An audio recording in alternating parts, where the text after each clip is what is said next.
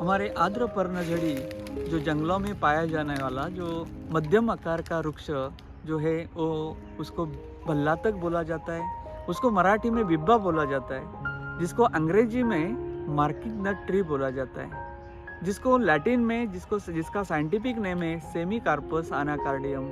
ये बहुत ही औषधि दृष्टीय वृक्ष है और इसके फल, इसका जड़, इसका तने और इसका पत्ते ये हमारे ट्रेडिशनल सिस्टम में भी काम में आता है और ट्राइबल सिस्टम में भी काम में आता है। तो हम इसके बारे में अधिक जानकारी ले लेते हैं वैद्या शरयू कोरे मैम से।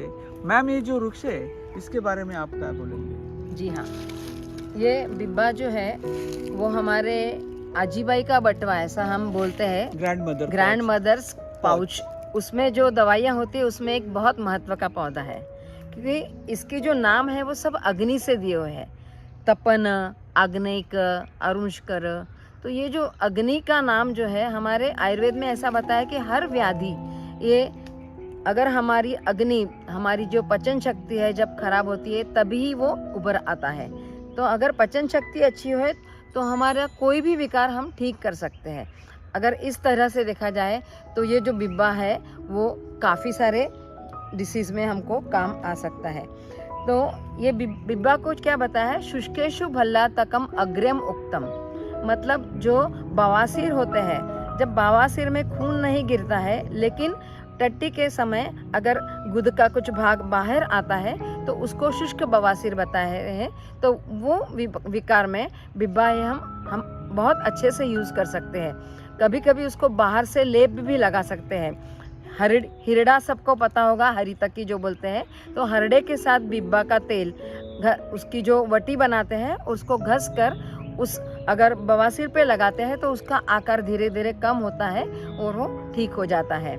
और जो बिब्बा है उसके बारे में रसायन कर्म भी बताया है। उसका रसायन का मतलब ये होता है कि हमारे रस, रक्त, मांस, मेद, अस्थि, मज्जा, शुक्र, ये 7 भी धातु जो है उनका पोषण होना बहुत ज़रूरी होता है, तभी हमारे सब टिश्यू बनते हैं।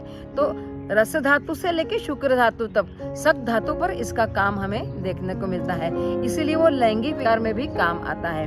शारंगधर संहिता बताती है, दुग्धम माशश्च भल्लात फलमज्जा अमलानी च प्रवर्तकानि कथ्यन्ते जनकानि च रेतसा। मतलब शुक्र प्रवर्तक और शुक्र जनन के लिए दूध, उड़ीद, उसके साथ में भी भल्लातक, ये जो चीज़ है वो काफ़ी उपयोग में आती है। भल्लातक जो है वो बहुत ही उष्ण होता है और पित्त प्रकृति के रुग्ण जो होते हैं, आपको पता है कि किस लोगों को गर्मी बिल्कुल सहन नहीं होती है, किस लोगों को कुछ थोड़ी सी भी कुछ खाने में आएगा तो कुछ पित्त उभर आता है, या तो कुछ बाहर का खाना आया तो पेट में जुलाब हो जाते हैं। तो ऐसे प्रकृति को बिब्बा देना नहीं है, ये बहुत ही इम्पॉर्टेंट है। अगर किसी को बिब्बा की एलर्जी आ गई तो वो काफ़ी हद तक तकलीफ दे हो जाती है, कभी कभी वो रुग्णों को मार भी सकती है। तो बिब्बा यूज़ करते समय बहुत समझदारी से यूज़ करना है और वैद्य की सलाह के साथ लेना है। और अगर उसके लिए एक छोटी सी मैं टेस्ट भी बता सकती हूँ, संजीवनी वट्टी करके उसका एक बहुत अच्छा दवाई बाज़ार में उपलब्ध है, जो हमारे को बुखार में, अतिसार में, बवासीर में हर जगह काम आती है। तो अगर संजीवनी गुटी हम जैसा टेस्ट डोज लगाते हैं वैसा अगर घस के अगर स्किन पर लगा दिया जाए और अगर उससे हमको रैश नहीं आती है तो हम समझ सकते हैं कि हमको बिब्बा चल सकता है। उसके बाद में उसको यूज़ करना ज़्यादा मुनासिब होता है। गांव में मैम ये जो है बिब्बा भल्लातक, हाँ, गांव में जब कांटा लग जाता है, हाँ, तो कांटा निकालने के बाद इसका ऑयल इस्तेमाल करते हैं तो उसके दर्द कम हो जाता है। जी हाँ। ये जो पौधा है इसका जो फल होता है, फल से जो ऑयल निकाला जाता है और वो लॉन्ड्री में भी यूज होता है। इसका डाई निकाला जाता है और लॉन्ड्री में ये डाई जो यूज करते हैं, इसके कारण से इसको मार्किंग नट भी बोला जाता है। हाँ। ये जो वृक्ष प्रजाति है इसके आयुर्वेद में या हमारे औषधि पद्धति में क्या क्या फॉर्मुलेशन किए जाते हैं? हाँ, काफ़ी फॉर्मुलेशंस है। बिब्बा का जो तेल निकालते हैं वो तेल का काफ़ी उपयोग लोकल स्किन डिसीज में होता है। जैसे हम बालों का एक विशिष्ट जगह से जड़ जाना, जिसको बोलते हैं चाई पड़ना, ज्यादा जिसको हम बोलते हैं एलोपेशिया एरियाटा, विशिष्ट जगह में अगर बाल निकल जाते हैं तो वहाँ पर बिब्बा घस के लगाते हैं या तो बिब्बे का तेल लगाते हैं। तो कुछ दिनों के बाद में वहाँ पर बाल उगने शुरू हो जाते हैं। फिर हमारे को आप पता है कि जो सफ़ेद जो स्किन हो जाती है, जिसको हम श्वित्र बताते हैं आयुर्वेद में, जिसको विटिलिगो ऐसा कहते हैं, इसको ये रोग काफ़ी सोशल स्टिग्मा होता है, मतलब लोग जल्दी एक्सेप्ट नहीं करते हैं ऐसे लोगों को, लेकिन ये कोई बड़ी बीमारी नहीं है। तो इसमें भी बिब्बा का जो तेल है वो अगर हम लगाते हैं तो हमको 8-15 दिन में वहाँ रक्त वर्ण आता है। भल्लातक के बारे में ऐसा बताया है कि न कश्चित विबंधो अस्ति न कश्चित कफजो रोगो अस्ति यमन भल्लातकम हन्यात, मतलब ऐसा कोई भी विबंध नहीं है शरीर में, कहीं ऑब्स्ट्रक्शन नहीं है जो भल्लातक के सिवा बड़ा अच्छा हो जाता है, या तो भल्लातक उसमें अक्सर नहीं है, ऐसा बताया गया है। तो ये विबंध का जो संबंध है वो हमारे को कैंसर में दिख के आता है। जब हम सीओ इसोफेगस, मतलब जो अन्न नलिका अगर कैंसर होता है तो रुग्ण को खाना अंदर जाता ही नहीं है, उल्टी होने लगती है। तो ऐसे ऑब्स्ट्रक्टिव डिसीजेज में भी कैंसर में भल्लातक एक अक्सर दवा सिद्ध हुई है।